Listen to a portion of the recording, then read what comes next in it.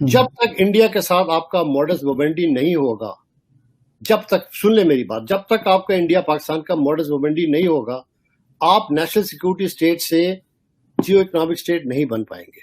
ये मेरा अफसोस है, मैं बात कर रहा हूँ, लेकिन मैं आपको फैक्चुअल बता रहा हूँ। री एक्सपोर्ट फैसिलिटी बनने जा रहे हैं चाइनीज मैन्युफैक्चरर्स के लिए। कहीं इस हवाले से ये गुफ्तगू नहीं हो रही कि जो पाकिस्तानी मैन्युफैक्चरर है उस पर उसका क्या असर पड़ेगा? इंडिया आपके नेक्स्ट डोर है, किसी से कॉम्प्रोमाइज नहीं कर रहा, ना चाइना से कर रहा है, ना आपसे कर रहा है, ना बांग्लादेश से कर रहा है, ना छोटा हो बड़ा हो किसी से कॉम्प्रोमाइज नहीं कर रहा, फिर भी उसके अंदर इन्वेस्टमेंट आ रही है। नहीं, बिल्कुल बिल्कुल। और पाकिस्तान जितना मर्जी जोर लगा ले, वो इंडिया की प्राइमेसी को।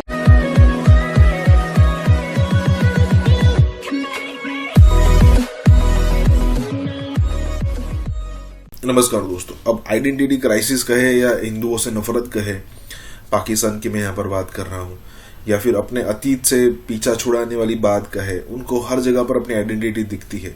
फिर वहां से लात मार के निकाला जाता है तो दूसरी जगह पर आइडेंटिटी ढूंढते हैं।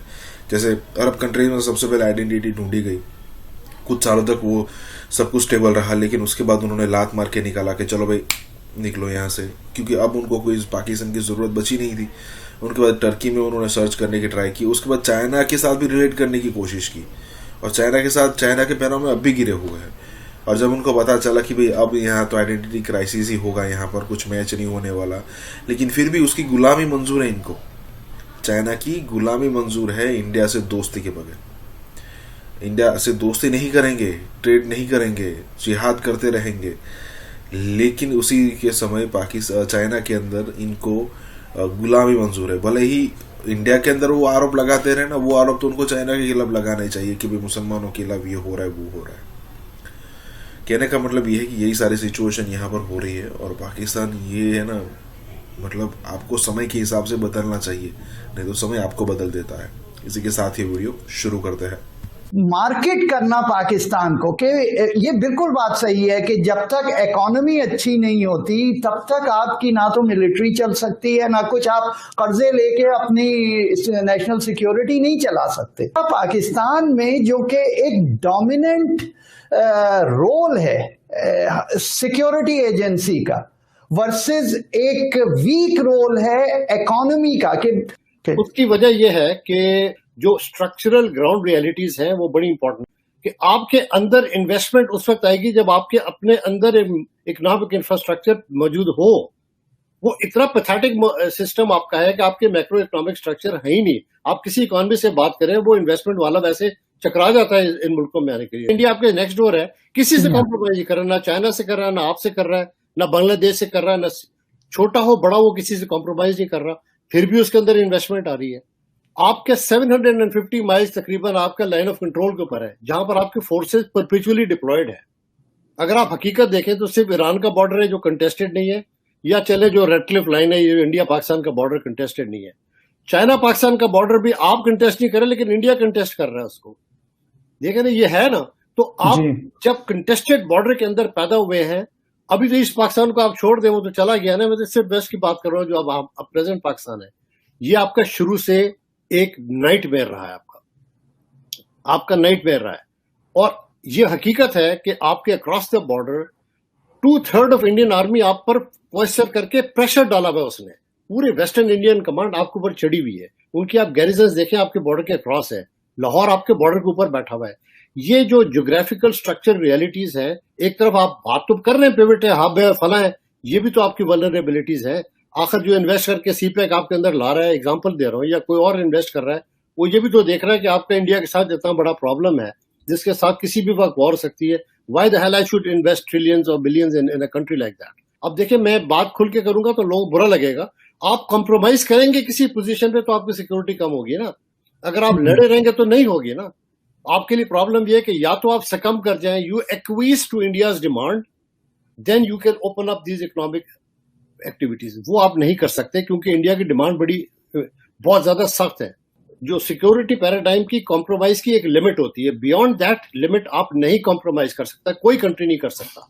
वहां जो आपकी कॉम्प्रोमाइज जो थ्रेशोल्ड है, वो इतना मुश्किल थ्रेशोल्ड है आपका कॉम्प्रोमाइज का, जो कि आपके एनिमी आपको कॉम्प्रोमाइज करने नहीं देता। जब तक इंडिया के साथ आपका मॉडस मोवेंडी नहीं होगा, जब तक, सुन ले मेरी बात, जब तक आपका इंडिया पाकिस्तान का मॉडस मोमेंडी नहीं होगा, आप नेशनल सिक्योरिटी स्टेट से जियो इकोनॉमिक स्टेट नहीं बन पाएंगे। ये मेरा अफसोस है, मैं बात कर रहा हूँ, लेकिन मैं आपको फैक्चुअल बता रहा हूँ। हमने अपनी कभी एक्सपोर्ट्स बढ़ाने पर काम ही नहीं किया, क्योंकि हमारा ये ख्याल है कि हमें जो रेमिटेंसेस है वो खुद ही आ जाती हैं, इसलिए हमारा जो है वो गुजारा चल जाता है। इवन अभी जब आप एक बिजनेस हब बनने जा रहे हैं, एक री एक्सपोर्ट फैसिलिटी बनने जा रहे हैं चाइनीज मैन्युफैक्चरर्स के लिए, कहीं इस हवाले से ये गुफ्तगू नहीं हो रही कि जो पाकिस्तानी मैन्युफैक्चरर है उस पर उसका क्या असर पड़ेगा। सो हमारी जो एक नैरो माइंडेड अप्रोच है आज के लिए जो हम जीते हैं, और उसका आज के फैसलों का आइंदा 10 साल पर क्या इम्पैक्ट होगा, वो बुनियादी तौर पर हमारा मसला पिछले सालों में भी रहा है, आज भी है, और मुझे ये कहने की इजाजत दीजिए कि ऐसा लग रहा है कि आइंदा भी रहेगा। आपने ये समझा कि वो जो सिक्योरिटी का और आपकी जो जियो स्ट्रेटेजिक हैसियत है उसका फायदा आपको मिलता रहेगा। कभी आपको अमेरिका आकर इमदाद का टीका लगा देगा, कभी आपको कोई और मुल्क आकर कोई लोन दिलवा देगा, और इस तरह आपकी सांस बहाल रहेगी। मैं उसकी बात कर रहा हूँ। इसका नुकसान आपको जो है वो हुआ है। जो हमारे खित्ते में दूसरी ताकतें हैं उन्होंने अपने रीजनल जो उनके कॉन्फ्लिक्ट्स थे उनको भी परसू किया है, और उसके साथ साथ एक इकोनॉमिक एजेंडा भी परसू किया है। भाई देखिए, मुशर्रफ साहब जब तशरीफ लाए, उन्होंने एक पूरी इंडिया के साथ एक बड़ा अच्छा एक रिलेशन को क्रिएट कर दिया। वही मुशर्रफ साहब जिन्होंने कुछ महीने पहले अपने आने से पहले एक बहुत बड़े ब्रेक थ्रू को सैबोटेज किया था वर्चुअली। फिर आप देखिए कि जैसे कि हमारे फॉरेन मिनिस्टर साहब ने अपनी किताब में लिखा है कि पाकिस्तान और इंडिया जो थे वो ऑलमोस्ट पहुंच चुके थे अपने फाइनल डिसीजन पे कश्मीर के ऊपर।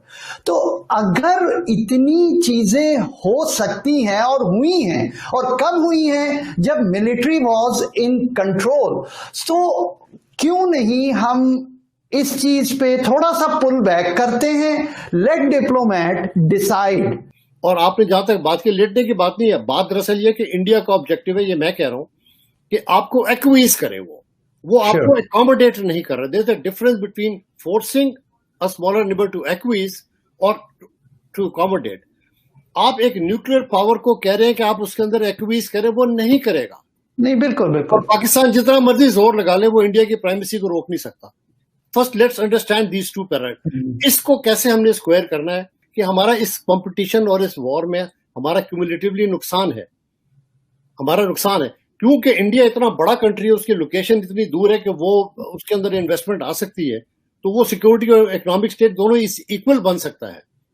आप देखें ना, आप क्या प्रॉब्लम ये है कि आप कहते हो कि ये इन्वेस्टमेंट डालें तो आप इसको कॉम्प्रोमाइज कर दें। वो जो आपने बातें की है कि एक इनिशिएटिव था, वाजपेयी साहब का ग्रेट इनिशिएटिव था। मैं आपके प्रोग्राम में बात करना चाह रहा हूँ ये कि लाहौर इनिशिएटिव वाजपेयी का इनिशिएटिव था, आगरा इनिशिएटिव वाजपेयी का इनिशिएटिव था, डिस्पाइट कारगिल। आप उनकी बड़ापन देखें ना, मैं तो इस बात को एक्सेप्ट करना चाहिए कि उन्होंने ये किया है। उसके बाद पार्लियामेंट अटैक हुआ, एक स्टैंड ऑफ हुआ, यानी 2002 का बकायदा वो हुआ। उसके बावजूद Vajpayee for the third time came to Islamabad in 2004। तो आप उनको, और वो क्या कुछ नहीं हुआ, कंधार हुआ, आपको पता है, हाईजैक हुआ, कितना कुछ हुआ, लेकिन वो एक लीडर था जो डिटरमिन्ड था कि इस चीज को करें। हम इस बात को एक्नॉलेज नहीं करते कि भाई वो despite being from BJP he did that.